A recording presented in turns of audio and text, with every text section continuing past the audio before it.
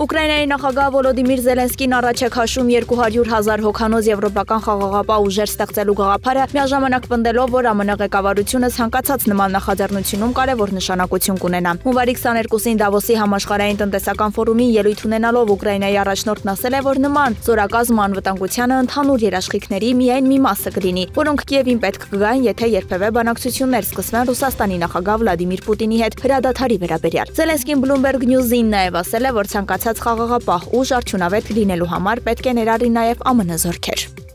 ԱՄՆ նախագահ Դոնալդ Թրամփը նախազգուշացրել է, որ բարձր մաքսատուրքեր եւ լրացուցիչ պատժամիջոցներ կսահմանի Ռուսաստանի նկատմամբ, եթե Ռուսաստանի նախագահ Վլադիմիր Պուտինը վերջ չդնի Ուկրաինայում ընթացող պատերազմին։ Նա շեշտել է, որ չի ցանկանում վնասել Ռուսաստանին, քանի որ սիրում է ռուս ժողովրդին եւ միշտ լավ հարաբերություններ է ունեցել նախագահ Պուտինի հետ։ Մենք չպետք է մոռանանք, որ Ռուսաստանը մեզ օգնեց հաղթել համաշխարհային երկրորդ պատերազմում, եւ նույն ժամանակ Թրամփը շեշտել է, որ հակամարտությունն ավարտելու ուղղությամբ իր ջանքերով մեծ լավություն է անում Ռուսաստանին եւ նրա նախագահին։ ՄԱԿ-ի գլխավոր քարտուղար Անտոնիո Գուտերեշը հայտարարել է, որ մտահոգված է Իրանի եւ նրա միջուկային ծրագրի հետ կապված իրավիճակի սրացումից, հուսով եմ Իրանը հասկանում է, որ պետք է հստակ ցույց տա, որ չի ձգտում միջուկային զենք ունենալ, ասել է նա չորեքշաբթի Դավոսում համաշխարհային տնտեսական ֆորումի ժամանակ։ Միևնույն ժամանակ ըստ Գուտերեշի դրա դիմաց Թեհրանը պետք է հնարավորություն ստանա ավելի ակտիվ առևտուր անել աշխարհի երկրների հետ, սակայն կա հավանականություն, որ իրավիճակը ոչ թե այս կերպ կզարգանա, այլ դեպի էսկալացիա հակամարտություն, որը կարող է ընդգրկել ամբողջ տարածաշրջանը, զգուշացրել է ՄԱԿ-ի գլխավոր քարտուղարը։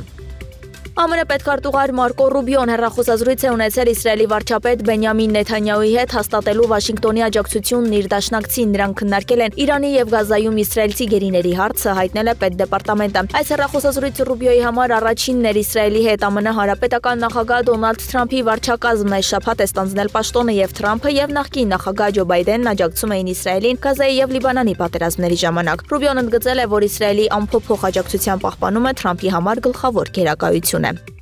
Բավարիայում տղամարդը դանակով հարձակվել է, մարդկանց վրա միջադեպը տեղի ունեցել Գերմանիայի Աշաֆենբուրգ քաղաքում։ Նախնական տեղեկություններով մի քանի մարդ, այդ թվում մանկապարտեզի մի խումբ երեխաներ վնասվածքներ են ստացել։ Ոստիկանությունը հայտնել է, որ հարձակման հետևանքով 2 մարդ է զոհվել՝ 41-ամյա տղամարդ եւ 2-ամյա տղա։